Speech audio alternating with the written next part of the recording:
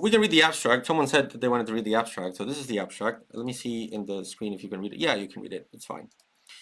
So the abstract says this article argues that the history of the unwilling or unable standard has been misunderstood, usually framed as either a long-standing principle or a recent modern innovation in the context of the war on terror.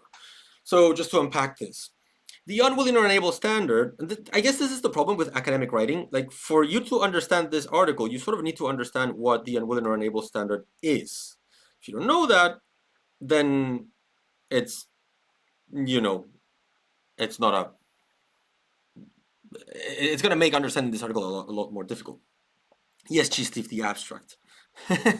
So, the unwilling or unable standard is this theory of international law that's being proposed by global North states mostly, or global North actors mostly, that says the following. It says, under international law, for you to use force against another state, if you're a state, you need to use force on another state, it can only happen in one of two circumstances, three actually.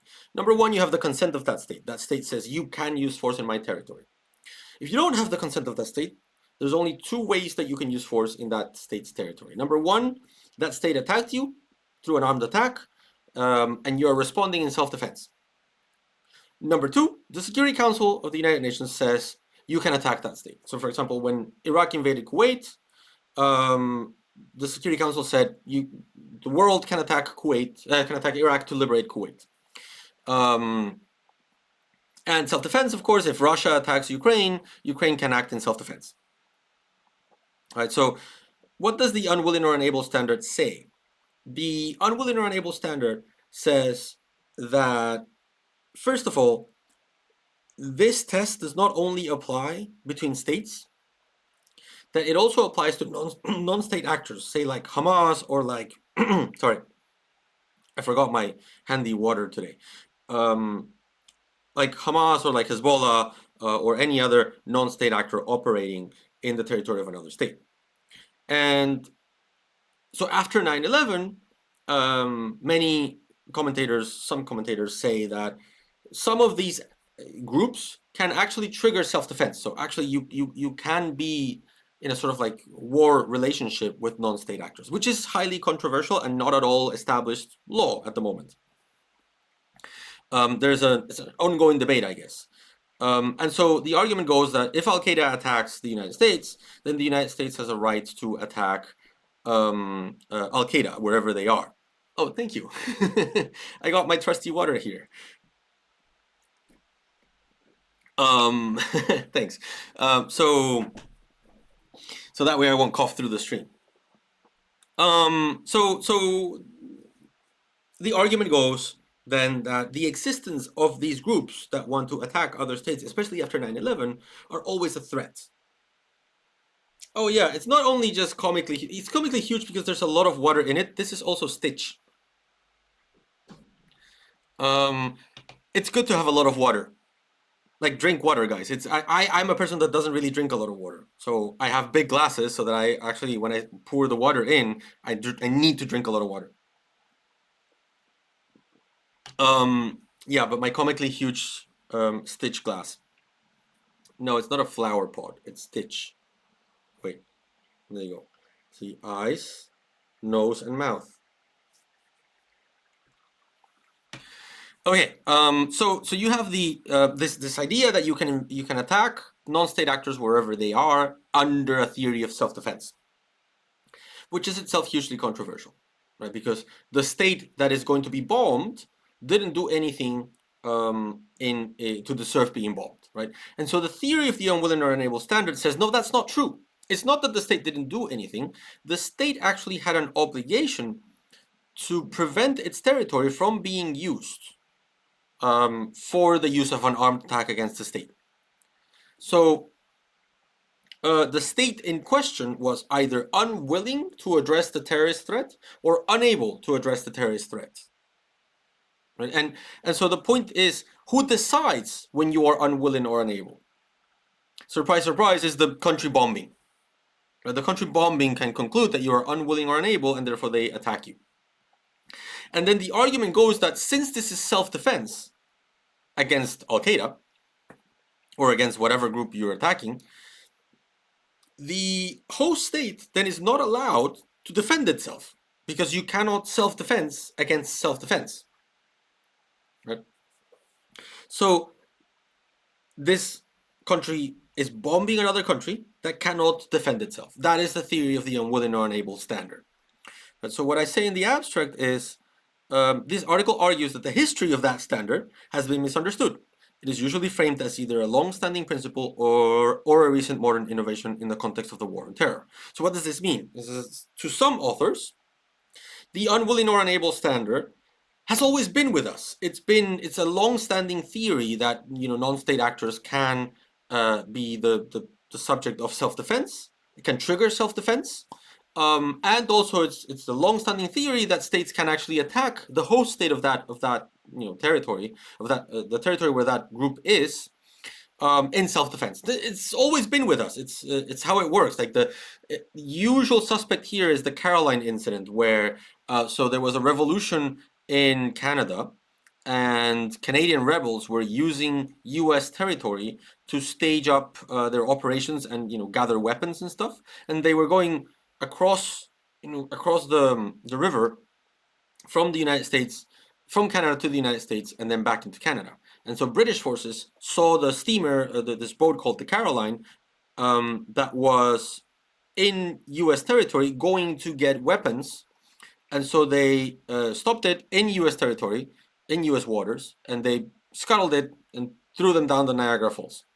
That's the the Caroline incident. And so the United States complained, saying, "Hey, UK, what the hell? You burned the ship in my waters." And the UK said, "Well, but we had the right, because like these guys were going to attack us." And so there's a lot of disagreement as to how we should read this case. For those that believe that the unwilling or unable standard has always been there with us, this is an example of basically the US losing the argument, right? Where, of course, the UK had a right to burn the Caroline because there was an imminent case of self-defense. The UK needed to do something, so they could actually cross into US territory, US waters, and burn down this ship. And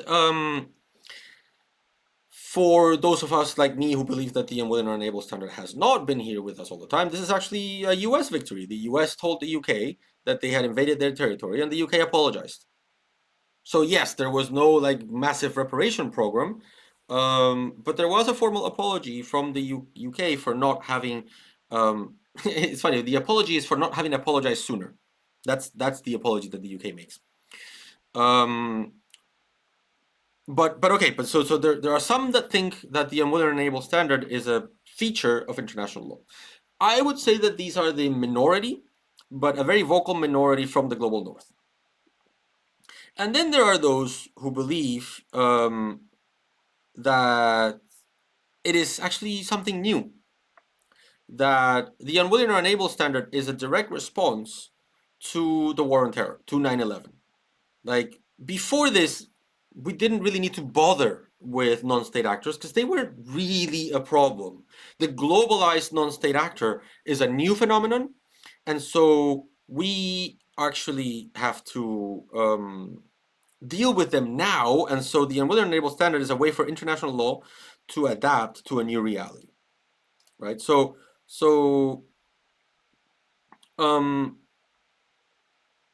I also don't agree with that, and we'll get to that.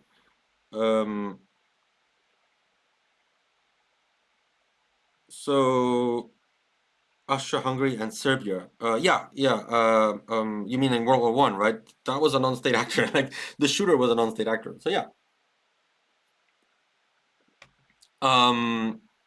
Okay, so let's continue. Oh, by the way, it's 23 people watching. It's a good time to remind you that we are only 4 subscribers away from our subscriber goal. Just saying. So let me continue reading the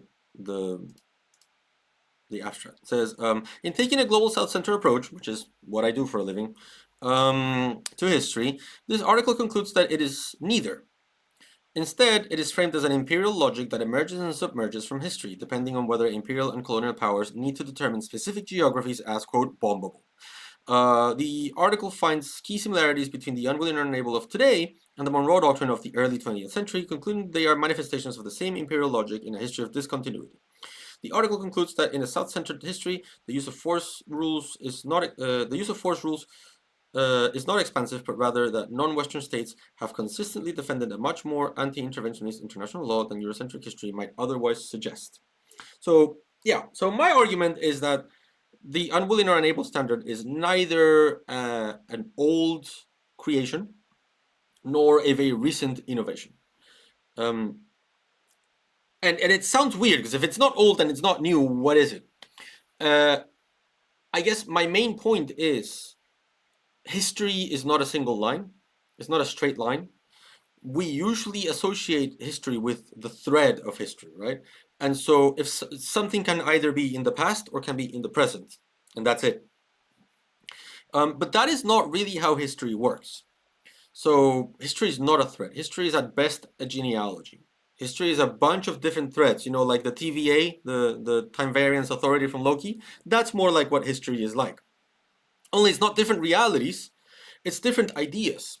It's different processes that emerge and submerge, that come and go, that are relevant and then are irrelevant. And then we, from the future, or rather the present, we look back at it and say, oh, look, it all made sense. Right? That idea of, oh, it all made sense is what we call presentism. Right? We believe that history had a sense, had a direction, and it's usually a direction of progress. Right? So we usually tend to believe that history always advances. In fact, when we talk about the Middle Ages, we talk about the Dark Ages because we're not used to history appearing as it is like devolving. Right? Oh yeah, Cheesy, thanks for that. If you have Twitch, if you have Amazon Prime, you do get to subscribe to one channel for free. So if you choose me for your Amazon subscription, I'll appreciate it.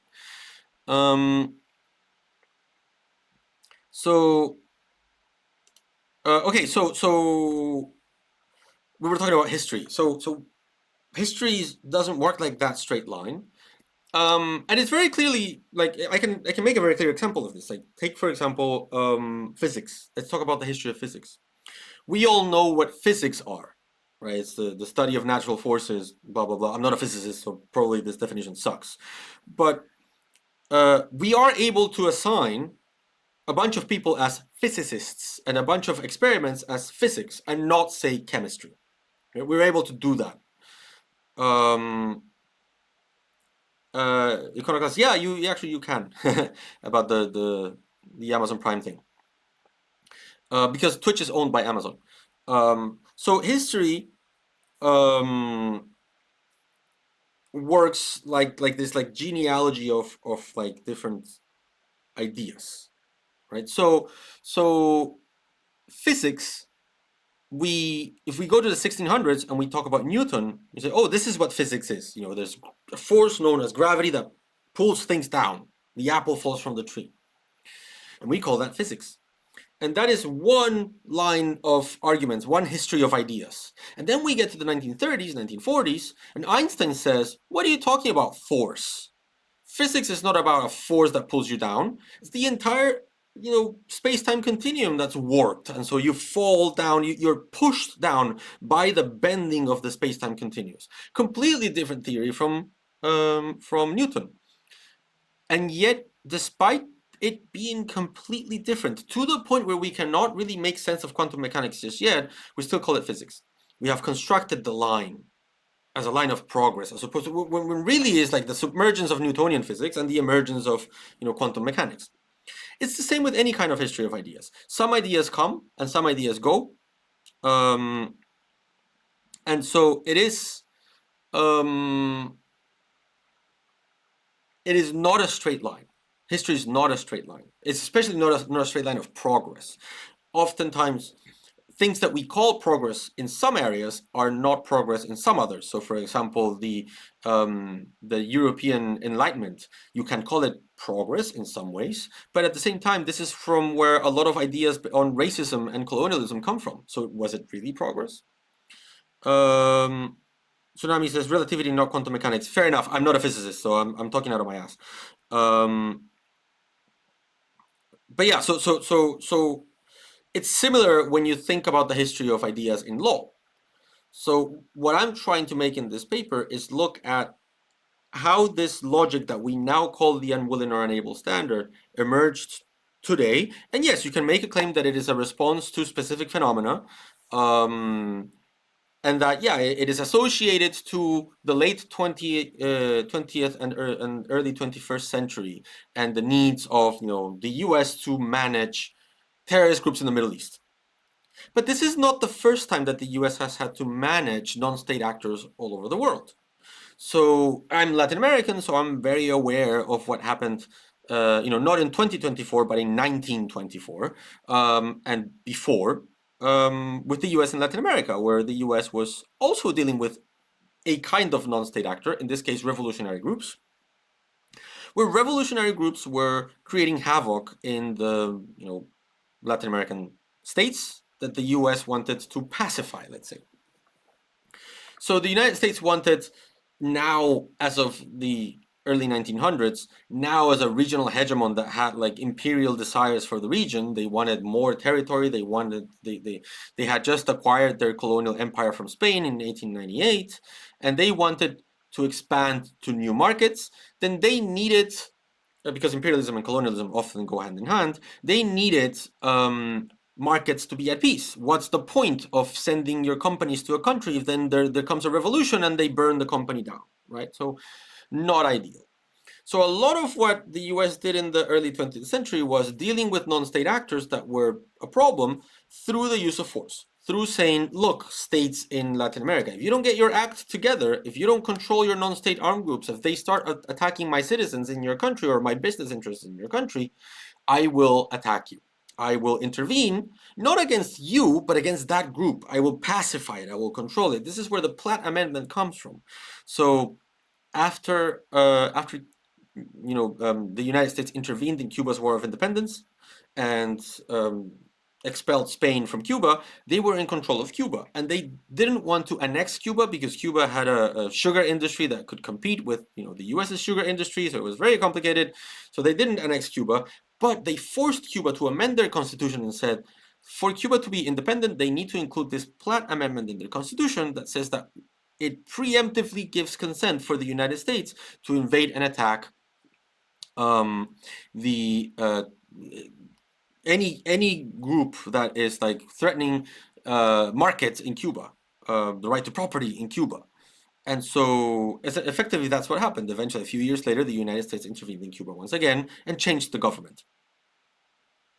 Right, so this is a way of dealing with non-state actors. So what I'm doing in this paper is comparing both of these situations: the United States dealing with non-state actors in the Middle East, and the United States dealing with non-state actors in Latin America. And I see a lot of similarities in it. I see a lot of similarities in how the United States dealt with both. So my conclusion is not that the unwilling or unable standard is an old product or a new product, but rather simply the reemergence of an imperial logic, an imperial way of looking at the world that the United States has, and like all imperial countries have, that whenever they face a problem, whenever they find a nail, they grab a hammer. The unwilling or unable standard is the hammer. And this doesn't happen all the time. Eventually, at some point, Latin American states stopped being the main concern for the United States. And so the notion that you needed to militarily intervene in Latin America to control their governments in cases of revolution dwindled down. It went away. Usually during the Cold War, where the United States very much pushed anti-communism in the region. And so a lot of the states in the region themselves started dealing with revolutions themselves. Right, this is the time of the military dictatorships in Argentina, Brazil, in Peru, in like Chile. It's the time of like the Guatemalan genocide. It's a lot of like self-control, like self-policing in Latin America. So the United States no longer cared about using its this imperial logic. So it went away. It dwindled down. No one cared about it. But then all of a sudden, a new non-state actor emerges in the Middle East. And this non-state actor now is the terrorist. And so the same logic of if you don't control your terrorist groups, I will attack you, emerges again. The same imperial logic emerges. And so I draw a comparison between what the United States is doing to the Middle East today and what the United States did to Latin America before, in an attempt to connect the experiences of both Latin America and the Middle East as both regions in the global South. My argument being that in Latin America, there was a strong pushback from Latin American states against US imperialism. There were big conferences, big negotiations for treaties that were meant to control US imperialism in the region.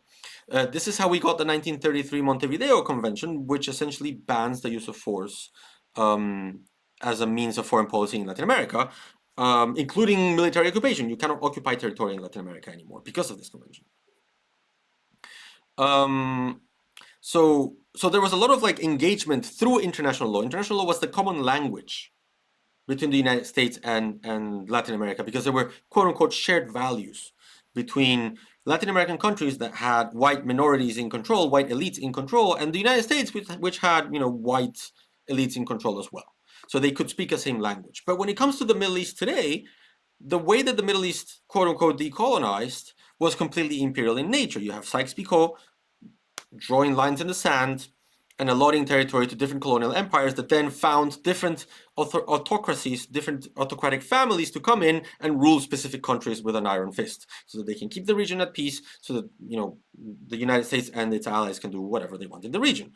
This is like the times of the British Mandate of Palestine. This is how the dynamic between the Middle East and the West came to be, and it was always an orientalized relationship. We need these quote unquote savages to have dictators so that they are in peace, and because we cannot engage with them through law because we don't have quote unquote shared values with them. Right? So because of Orientalism, while Latin America had the opportunity to push back against US imperialism and that imperial logic of the Platt Amendment, the Middle East is not able to do that. In part because its leaders don't want to do that because they have security arrangements with the US.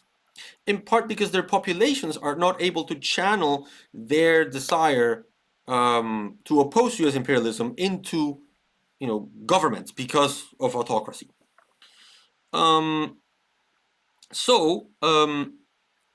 I draw this comparison and say that the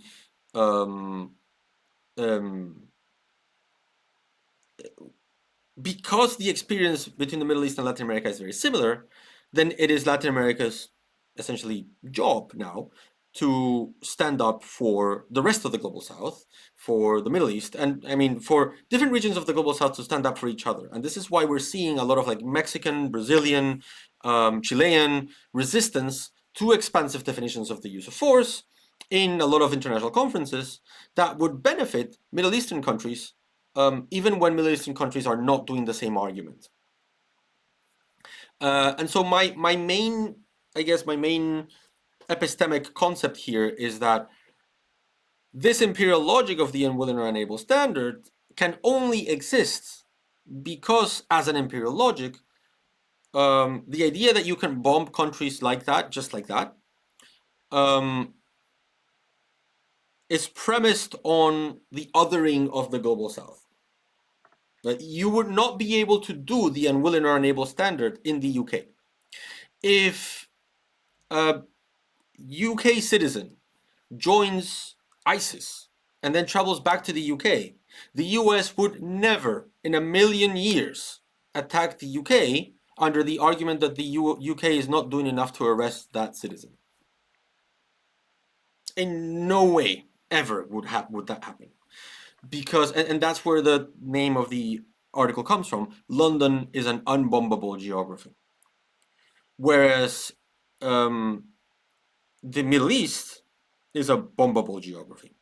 And the point is, to what a degree are we allowed to fight back on the construction of the bombable geography? Like Latin America was able to unbombify itself, if you will, to the point where now, even when Maduro was in power and Donald Trump was in power, well, Maduro is in power, even when Donald Trump was in power and threatening to bomb Maduro, South American states were able to push back and say, no, don't bomb us. Even Bolsonaro in Brazil, who's a very big fascist, was against the idea of bombing Maduro. So Latin America, through the language of law, was able to de-bombify itself. It was a bombable geography in the early 20th century. It sort of isn't that bombable anymore, although we'll see if Trump bombs Mexico over fentanyl. And we go back a couple decades, a couple centuries.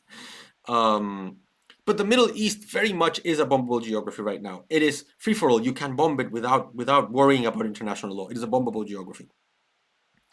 And so that's my main, let's say, epistemic contribution, that I see this imperial logic at the basis of international law as contributing to dividing the world into bombable and unbombable spaces.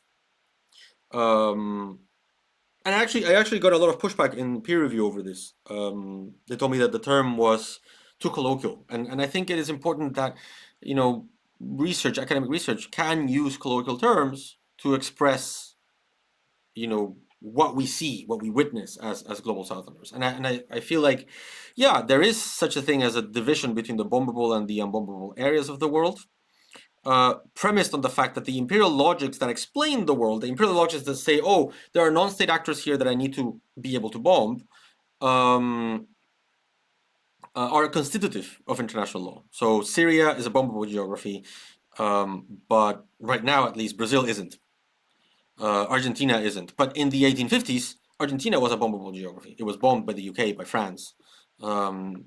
Central America used to be a bombable geography. Now, not so much, particularly because they are contributing or collaborating with the United States to curve down immigration. So, yeah, I guess that's where I want my main argument to be at, the establishment, the normalization of the idea that some parts of the world are defined as bombable geographies, and that is wrong, and that we should be aware that that is happening.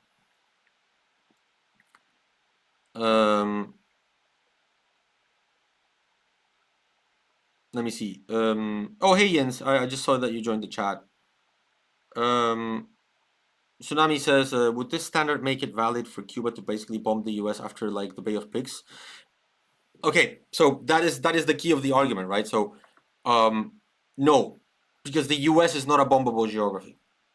If Cuba were to say, let's put a very real example, okay? If the state of Palestine were to say tomorrow, there is a non-state armed group operating in Israel, the settlers, and I have a right, therefore, to engage in self-defense against them, but I'm not really attacking Israel. I'm just going to attack the settlers, which are an existential threat to my state, and therefore Israel, you cannot do anything about it. And so Palestine sends armed forces to the settlements to attack the militias that exist in the settlements under the law of armed conflict, because remember, there is an armed conflict between Palestine and Israel. That would not be acceptable, because Israel is an unbombable geography. Palestine, though, is bombable. Non-state armed groups in Palestine can be bombed to the point where you can destroy all of Gaza. You can invade Syria, and people will say, but you have security concerns. Because we have constructed Palestine as a bombable geography. That's my argument.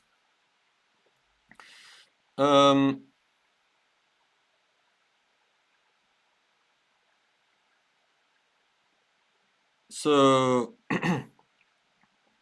Tsunami 1LV says Britain sunk Brazilian ships because Brazil wasn't doing enough to stop the slave trade. Yeah, absolutely.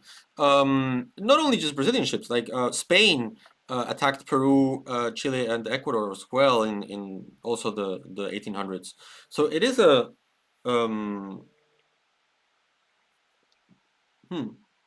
Someone's calling me from the US. It would be funny if I picked up an international call from Twitch. But anyway, that is basically my argument. So I don't know if you guys want to see it in more detail, if you have any questions about it.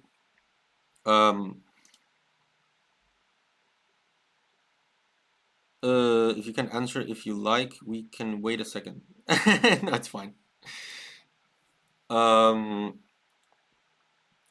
So, okay, so let me see if I can find any part of the article that would be interesting to read.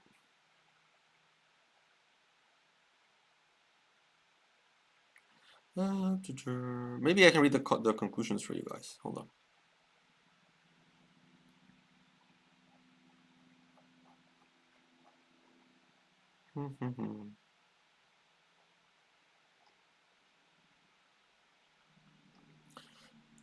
Right. So this is the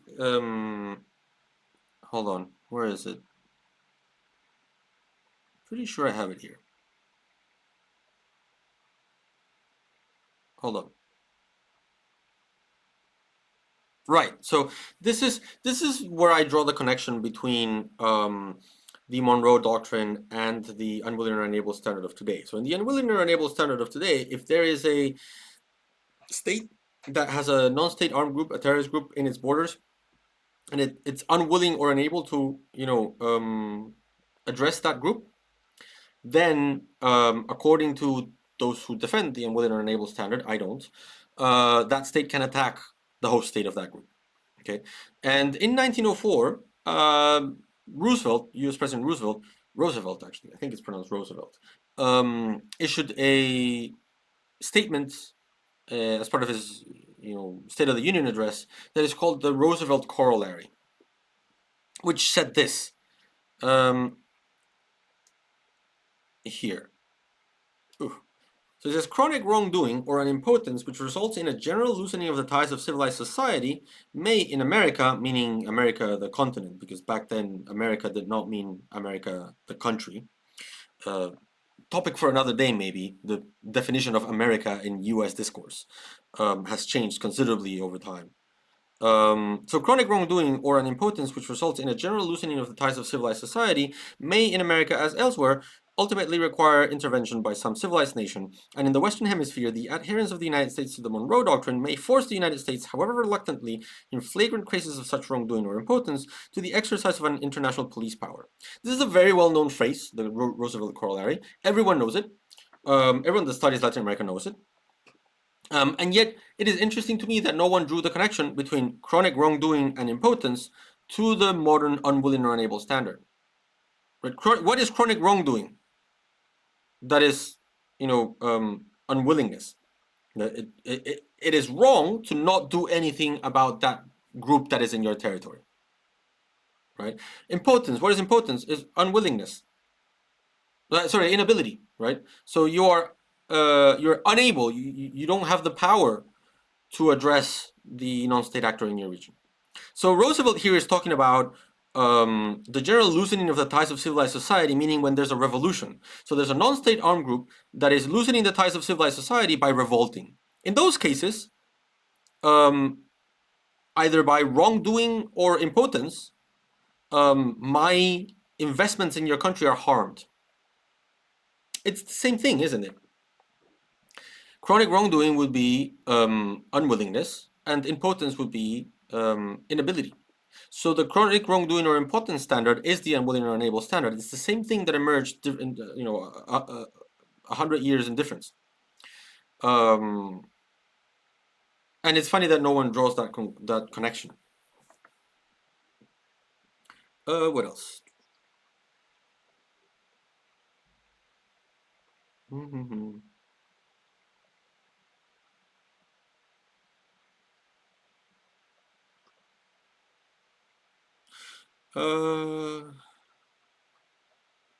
Sorry, I'm going really fast, but I've actually explained this already.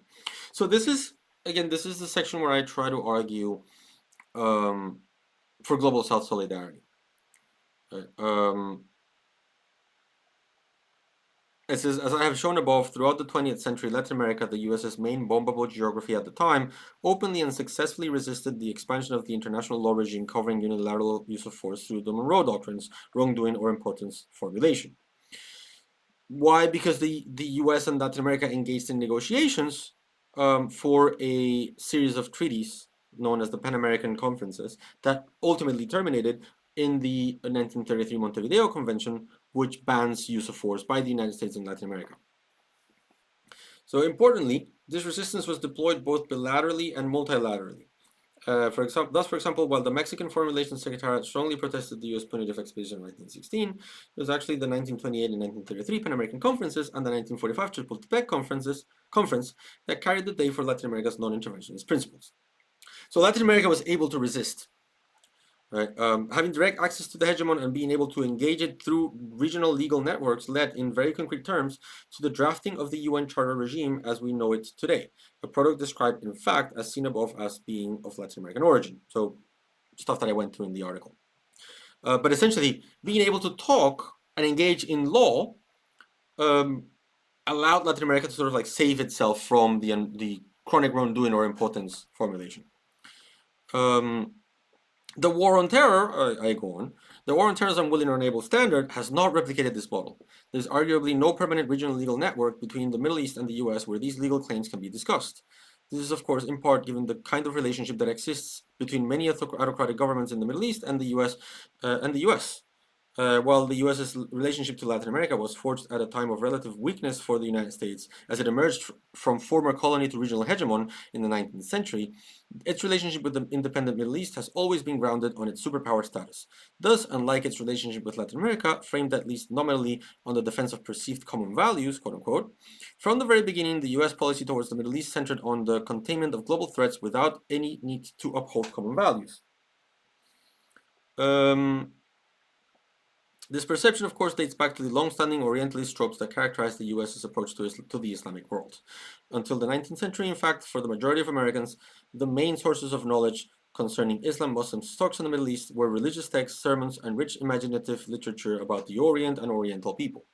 This perception, coupled with a few diplomatic impasses related to missionaries in the Ottoman Empire, meant that by the end of the 19th century, except for a few examples, the dominant American feeling about the Middle Easterners was negativity. And so, yeah, they didn't have access to any kind of social network. They don't have access to any kind of social network. So this negative perception never went away, seeing the Islamic world as an area that did not enable engagement through common values. US policy post-World War II focused almost exclusively on containing the Soviet expansion in the Middle East and around the world by providing economic and military assistance to troubled democratic countries. This meant in practice providing support to pro-American forces in the Middle East and preventing the pro-Soviet forces from coming into power. Thus, while in Latin America the nominal goal was to achieve a common security arrangement through perceived shared values, in the Middle East the goal was always instrumentalist and anti-democratic by design. All threats must be contained, even if this means abandoning the values of democracy, human rights, etc. So this different dynamic between Latin America and the Middle East is what explains, the prevalence of the imperial logic of the unwilling and unable standard. Actually, Steve likes my subtitle. Yeah, I thought inshallah is an interesting word to use because inshallah derived then into ojalá in Spanish. So when the during the was it the Umayyad Caliphate in Spain, a lot of Arab loan words filter into Spanish, and so one of those was ojalá, which comes from inshallah. It means the same thing as it doesn't have a religious connotation, but it does mean hopefully. Yeah, Arabic is indeed a beautiful language. Actually, I really love it. It's always interesting to me when I meet an Arab speaker to compare those words in Spanish and Arabic that are similar. So like pantalon, like pants. I don't know, almohada, like pillow. Um, there are some interesting loan words there. Palacio, palace. Um, Iconoclast says, funny because in Moroccan dialect we have a lot of words coming from Spanish. Yeah, I bet, because there's so much cross-pollination. Yeah. Sort of the fact says, I went to a student protest yesterday and they sang Arabic First Intifada songs. Oh, squila. Squila is a Arabic word. I had no idea because in Spanish that's escuela, right? Oh, so you borrowed it into Moroccan, squila. Oh, that's interesting. Suirti. This is sort of like Quechua, and Quechua also Quechua has also borrowed a lot of Spanish words because of similar dynamics. Interesting. Baño. That's awesome. I didn't know this. That's interesting. Wow, yeah, that's fascinating. Thanks for telling me, Iconoclast. That's amazing. Thank you. Let me continue.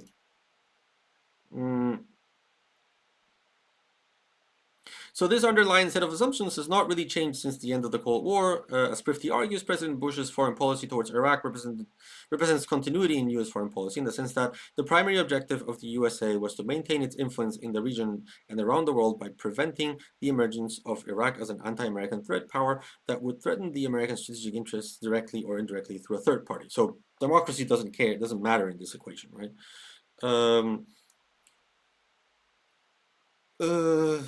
Let's see.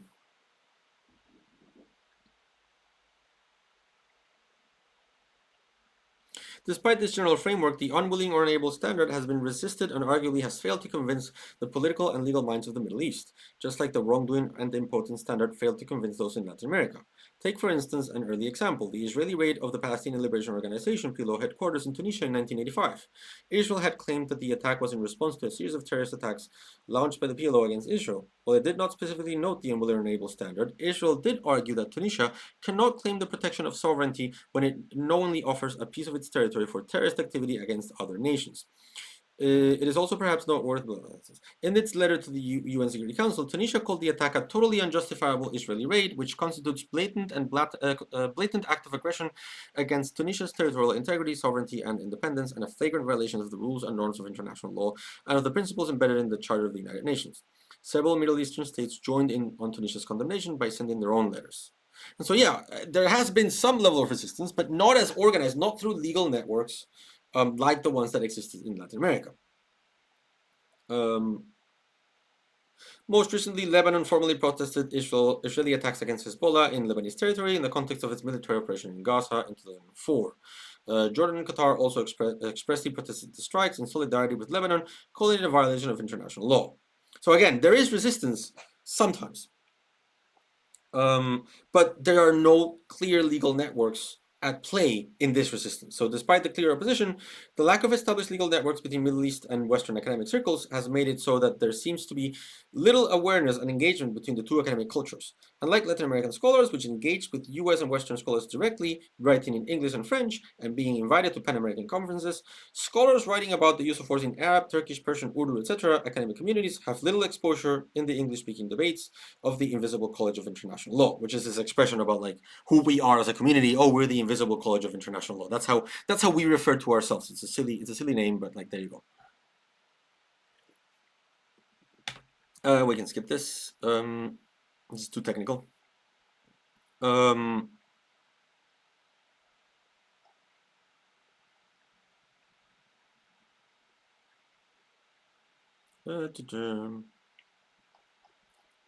So, right, so this is all the clearer when we approach the debates about the unwilling or unable standard, not just from the perspective of the affected and excluded Orientalized Middle Eastern states, but from the perspective of the global South solidarity as a whole. Indeed, like a century earlier, it is now Latin American states that have led the charge against the expansive interpretation of the UN Charter and the unwilling or unable standard. So the former bombable geography is now coming to the help of the current bombable geography, which is something that is really beautiful, honestly. People tell me all the time that the global south doesn't make sense as a concept, and all I can think of is, but look at what Latin America is doing for the Middle East right now. Indeed, like a century earlier, it is now Latin American states that have led the charge against the expansive interpretation, blah, blah, blah.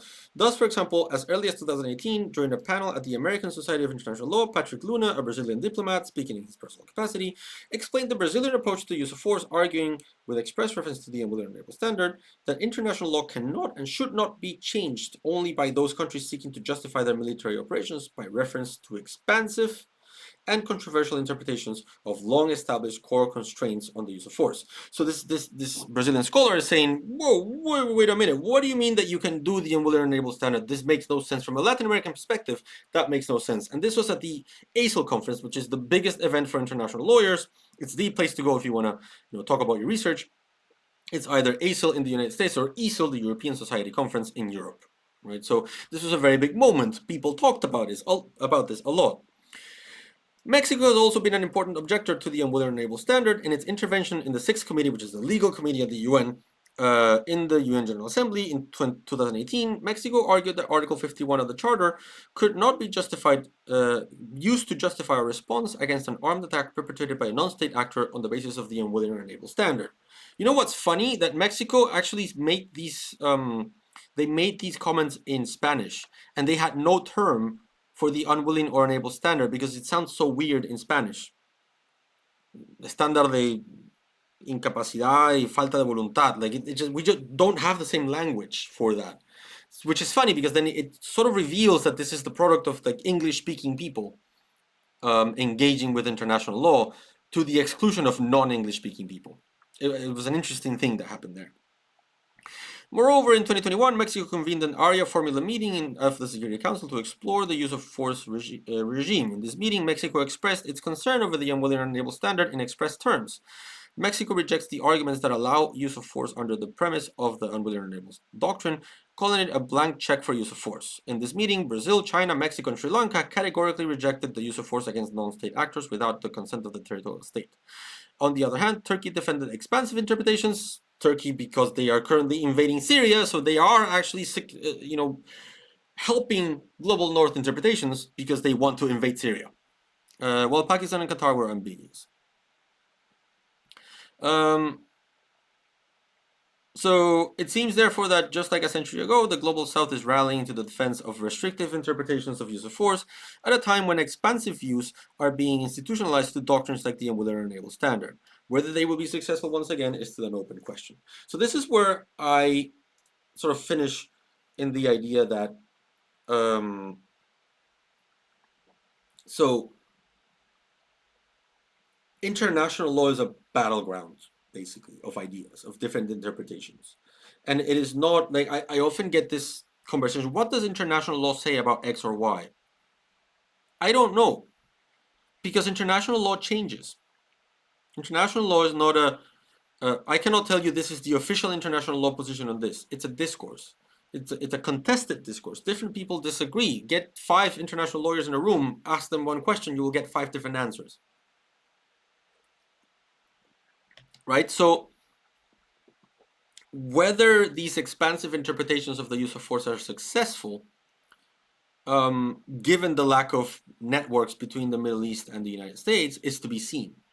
We don't know where we're headed. Hopefully, my hope is that no, these expansive interpretations are again defeated, showing once again that global South interpretations of use of force are much more restrictive than global North interpretations. And so when you only look at international law from a global North perspective, you tend to look at it and say, oh my God, international law is so expansive. States can invade each other all the time. But when you look at it from the perspective of the global South, that breaks down. Global South states usually, because they are the bombed ones, they usually defend restrictive views of the use of force. So if we look at international law from the perspective of the South, then it will appear much more restrictive than if we look at it from the perspective of the global North. So language, I guess, the language in which you read international law matters, or the people that you read matters.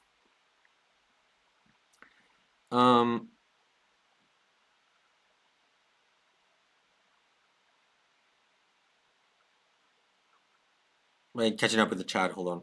You're having a very fascinated conversation about the Indonesian word for scholar. Iconoclast asks, can interpretations of articles of the different internationally agreed upon charters or statuses, Rome, for example, be reinterpreted by new judges? They can, for better and worse, so careful what you wish for. But again, I think I've said this before. I'm not a legal realist.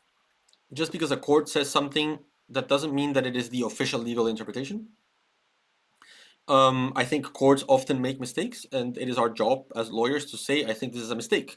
It does mean that within the system of that court, you cannot play by anything other than those rules and interpretations, but that doesn't mean that those rules and interpretations are the official international law.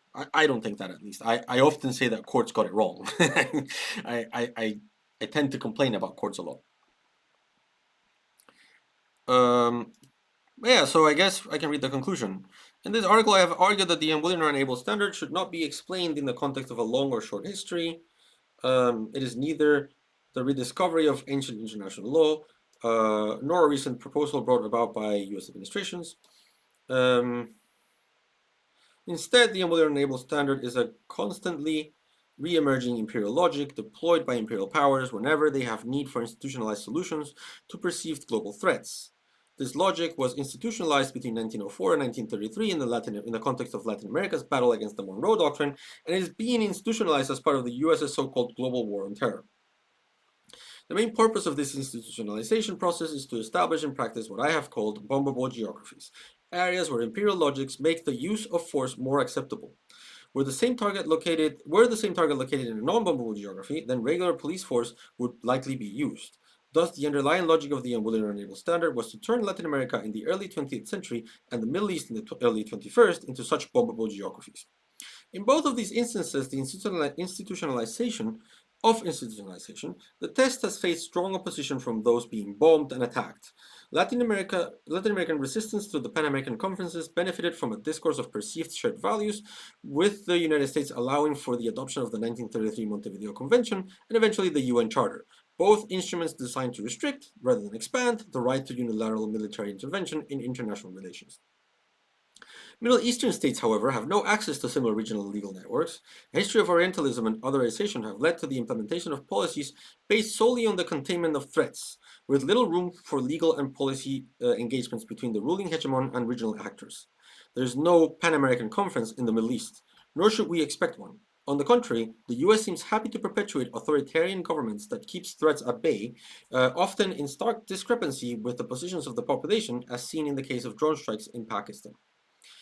This retelling of the unwilling or unable standard reveals, therefore, not a long or short history, but instead a new perspective for international legal history. When seen from the perspective of the bomb, not the bombers, this exploration reveals that international law has historically been much more reticent to expansive views on the use of force than mainstream accounts would have us believe. Instead of a historical evolution that tends towards flexibilization of UN Charter rules, this history from the South shows an international law that served as a strong barrier for the bomb to defend themselves from the bombers. It shows the unwilling or unable standard for what it is, a periodically re-emerging imperial logic, through which hegemonic states attempt to weaken international law's anti-interventionist protections. So far, I argue, they have been. So far, I argue they have been unsuccessful. But the lack of a common legal networks in the Middle East and the prevalence of Orientalist prejudices against Muslims means that the current iteration of this old imperial logic may yet be more successful than its Latin American predecessor. It is in this context that Global South solidarity, expressed in actions such as those of the Rio Group, the OAS, the African Union, the Non-Aligned Movement, etc., is of utmost importance in determining the future of anti-interventionism. Just like Latin America resisted the Monroe Doctrines, globalization and UN Charter institutions are permitting the entire Global South to resist this new iteration of this new internationalist Monroe Doctrine, known as the unwilling or unable standard. So yeah, that's my article.